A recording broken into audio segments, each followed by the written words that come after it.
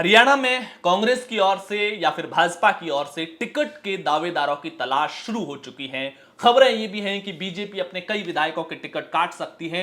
ऐसे विधायक जिन्होंने ग्राउंड पर मजबूत नहीं रहे, ग्राउंड पर उनके खिलाफ एंटी इनकम्बेंसी है। इधर कांग्रेस में जो टिकट के लिए आवेदन मांगने शुरू किए थे, पहले 31 जुलाई आखिर तारीख थी, फिर उसे बढ़ाकर 10 अगस्त तक किया गया है। उसमें जो ड्राफ्ट की कीमतें तय की गई है, जनरल कैटेगरी का होगा तो 20,000, रिजर्व या महिला होगा तो 5,000 का ड्राफ्ट साथ में देगा। 2500 के लगभग अब तक लोग हरियाणा के अंदर आवेदन कर चुके हैं। इतनी बड़ी तादाद में 90 सीटें और 2,500 से ज्यादा दावेदार सामने आ चुके हैं। यानी कि हर सीट पर 25 के आसपास दावेदार पार्टी के लिए सामने आ चुके हैं। और ऐसे में बड़ा सवाल यह है कि अल्टीमेटली टिकट मिलेगा कहां से? टिकट का कोई एक ठिकाना है क्या वहां से टिकट मिलता है? और ये टिकट फाइनल कौन कर रहा है?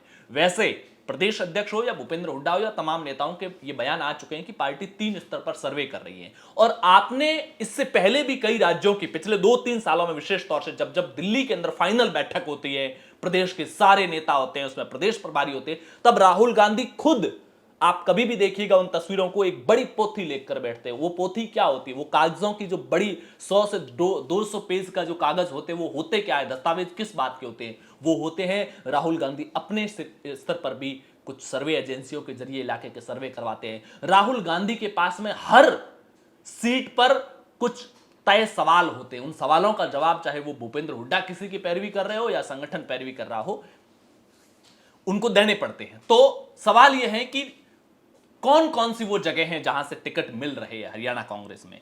उसमें पहला नाम आता है भूपेंद्र हुड्डा। बहुत सारे लोगों को उम्मीदें हैं कि इस बार भूपेंद्र हुड्डा की टिकट वितरण में चलेगी।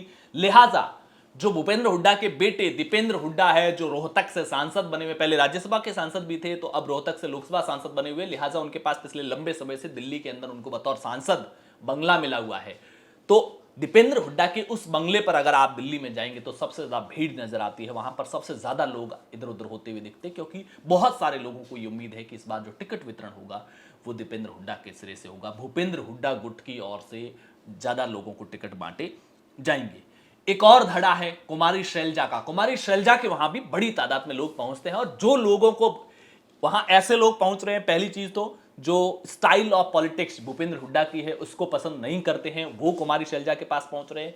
ऐसे लोग जो अपने ही कॉन्स्टिट्यूएंसी के अंदर भूपेंद्र हुड्डा के कुछ बेहद करीबी लोगों की वजह से उनकी भूपेंद्र हुड्डा के पास एक्सेस नहीं है, तो वो कुमारी शैलजा की ओर जा रहे हैं। इसके अलावा एक दलित चेहरे के तौर पर एक बड़ा चेहरा है, लिहाजा ऐसे बड़ी तादाद में लोग भी जा रहे हैं जिनको यह लगता है कि इस बार कांग्रेस हरियाणा के अंदर दलित सीएम का दांव भी खेल सकते हैं। हालांकि वो कुमारी शैलजा होगी या कोई और होगी, ये फिलहाल कहना मुश्किल होगा, लेकिन ऐसी चर्चाएं हैं कि कांग्रेस हरियाणा के अंदर भी अब स्थापित राजनीति या स्थापित जो नेता है उनके चंगुल से बाहर आना चाहती है, लेकिन वो वोटिंग तक साइलेंट रहना चाहती है। एक बार मतदान हो जाए उसके बाद में आलाकमान अपने हिसाब से फैसला लेगा कि सीएम किसे बनाना है। तो कुमारी शैलजा दूसरा ठिकाना हो गया। तीसरा, कांग्रेस मुख्यालय भी है। एआईसीसी में कई लोग अपने संपर्क स्थापित करना चाहते हैं। वो कहते हैं ना कि कौन सी खिड़की पर, कौन से काउंटर पर टिकट मिलेगा। तो अलग अलग तरीके की मतलब जो दावेदार होते हैं ना, वो दिन भर हरियाणा दिल्ली के अंदर अगर आप देखेंगे तो पार्टी संगठन से जुड़े तमाम नेताओं के साथ बैठते हैं। असल में वो समझने की कोशिश कर रहे हैं कि किसके पास में कितनी पावर है, अल्टीमेटली टिकट निकलेगा कहां से। तो और एआईसीसी अपने स्तर पर हरियाणा के अंदर कई सर्वे भी कर रही है, उन सर्वे की रिपोर्ट पार्टी के पास में आ रही है। इसके अलावा एक चौथा नाम दीपक बावरिया भी है, हरियाणा कांग्रेस के प्रदेश प्रभारी है। और दीपक बावरिया के वहां पर बहुत सारे लोग जा रहे हैं। दीपक बावरिया सारे दावेदारों को बुला भी रहे हैं, अलग से इंटरव्यूज भी ले रहे हैं अकेले स्तर पर। ये बात बहुत सारे लोगों को अच्छा भी नहीं लगता। मान लो भूपेंद्र हुड्डा का पूरा होल्ड है हरियाणा कांग्रेस पर, भूपेंद्र हुड्डा को थोड़ा ही अच्छा लगेगा कि दीपक बावरिया के वहां जाकर के कोई इंटरव्यू दे रहा है, या दीपक बावरिया उनको मिला करके रिपोर्ट ले रहे हैं और वो रिपोर्ट तैयार कर रहे हैं। भूपेंद्र हुड्डा तो यही चाहेंगे ना कि ज्यादातर लोगों की मैं रिपोर्ट तैयार करूंगा, मैं फाइनल करूंगा उदय भान प्रदेश अध्यक्ष के साथ बैठ करके। तो ये सारी कोशिश चल रही है, और दीपक बावरिया के लिए जरूरी भी है, क्योंकि दीपक बावरिया की संगठन प्रभारी जो होता है वो अल्टीमेटली आलाकमान का वफादार व्यक्ति होता है। उसे संगठन के किसी प्रदेश स्तर के संगठन के किसी व्यक्ति से वफादारी की जरूरत नहीं है, चाहे वह संगठन हो या सत्ता हो। उनकी वफादारी आलाकमान के प्रति होती है, क्योंकि कल को किसी दूसरे अहम राज्य का उनको प्रभारी बनाया जाता है, तब भी उनका ट्रैक रिकॉर्ड काम में आता है कि उन्होंने हरियाणा का प्रभारी रहते हुए कैसा काम किया था, उन्होंने टिकट वितरण में ईमानदारी बरती थी नहीं थी, लोगों की जो रिपोर्ट तैयार की थी, क्या वो पैसे लेकर के किसी की रिपोर्ट तैयार की थी, क्या किसी की गुटबाजी का शिकार होकर के किसी का पक्षपात करते हुए रिपोर्ट तैयार करती थी, या फिर एक प्रभारी के तौर पर बिना किसी भेदभाव के ग्राउंड रियलिटी को समझते हुए निष्पक्ष रिपोर्ट तैयार की। तो दीपक बावरिया के लिए भी हरियाणा का इलेक्शन उनकी व्यक्तिगत राजनीति कांग्रेस के अंदर जो है उसके लिए काफी अहम होने वाला है। हालांकि बहुत सारे लोग रणदीप सुरजेवाला के वहां भी देखे जाते हैं, लेकिन रणदीप सुरजेवाला और चौधरी बीरेंद्र सिंह, इन दोनों की तस्वीरें कुमारी शैलजा की यात्रा में जिस तरीके से दिख रही है, उसको देखते हुए भाजपा ने भी जो पहले एसआरके गुट हुआ करता था वो उसका नाम बदल के शैलजा और रणदीप और बीरेंद्र एसआरबी कर दिया, एसआरके की जगह एसआरबी कर दिया है कि पहले एसआरके गुट हुआ करता था, अब एसआरबी गुट है। तो एसआरबी गुट एक ही है। कुमारी शैलजा और रणदीप सुरजेवाला भीतर खाने ऐसी उम्मीद जताई जा रही है कि वो आपस में एक कम्युनिकेशन और कोऑर्डिनेशन के साथ कुछ लोगों की दावेदारी करेंगे। हालांकि इतनी बड़ी तादाद में जो दावेदार है उसके पीछे भी कई वजह हैं। पहला ये कि जब लोकसभा चुनावों के जो रिजल्ट आए हैं उसके नजरिए से बहुत सारे लोगों को लगता है कि इस बार कांग्रेस हरियाणा में सत्ता में आ रही है, लिहाजा वो भी चाहते हैं कि क्या पता हमारी किस्मत खुल जाए, हमको टिकट मिल जाए। बहुत सारे लोग लड़ रहे हैं और ऐसे में कोई पर्दे के पीछे का चेहरे की तलाश शुरू हो, वैसे में हमारा नाम सामने आ जाए। कुछ भी नहीं तो हम आवेदन जमा करेंगे तो जो सर्वे करने एजेंसी आएगी वो कम से कम सर्वे में तो हमारा नाम आएगा। तो कुछ भी नहीं होगा तो एक कॉन्स्टिट्यूंसी के अंदर जो सर्वे एजेंसी होगी साइलेंट सर्वे करेगी, वो 500, 1000, 5000 लोगों के सामने कम से कम हमारा नाम तो लेगी कि क्या ये कैसा काम करते हैं या ये कैसे उम्मीदवार है। तो कम से कम 5000 लोगों के अंदर इस बात की चर्चा तो होगी कि हिंगलाज नाम का व्यक्ति या फला नाम का, राम नाम का व्यक्ति कोई इस इलाके के अंदर है।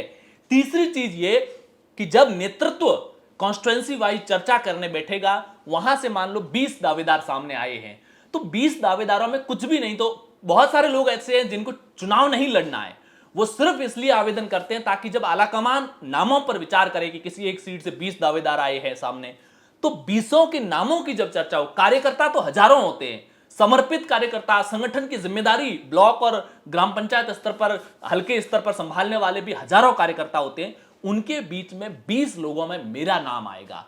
पार्टी प्रदेश नेतृत्व भी कम से कम, जिला स्तर का नेतृत्व भी कम से कम ये चर्चा तो करेगा कि ये नाम है उस इलाके में। तीसरा एक फायदा ये भी होता है कि मान लो किसी एक सीट से 30 लोगों ने आवेदन कर दिया टिकट की दावेदारी के तौर पर, उसमें से 15 लोग ऐसे होते जिनको कोई फर्क नहीं पड़ता चुनाव लड़े, टिकट मिले या नहीं मिले। 15 क्या, 15 से भी ज्यादा, केवल 7-8 वहां पर सीरियस कैंडिडेट होते हैं।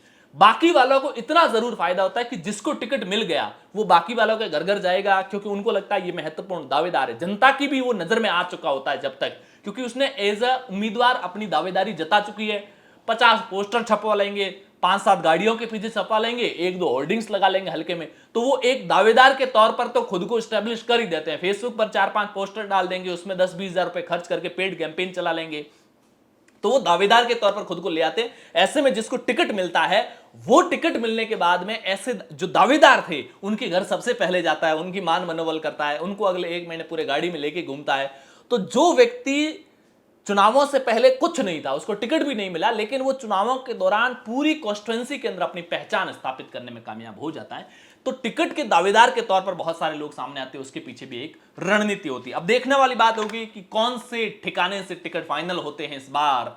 भूपेंद्र हुड्डा के वहां से होते हैं, कुमारी शैलजा के वहां से होते हैं, या फिर एआईसीसी मुख्यालय से होते हैं, या दीपक बावरिया ज्यादा लोगों को टिकट बांट पाते हैं। हालांकि तमाम नेताओं में इतनी क्षमता जरूर होती है कि 2-2, 3-3, 4-4 टिकटों के लिए वो अड़ भी सकते हैं, लेकिन इससे ज्यादा अड़ने की संभावना नहीं होती। आपको जस्टिफाई करना पड़ेगा, आपको आलाकमान के सामने ये स्पष्ट करना पड़ेगा कि हां हम इनके लिए टिकट मांग रहे हैं, तो उसके पीछे क्या फैक्टर्स हैं। जीत का फैक्टर आपको वहां समझाना पड़ेगा।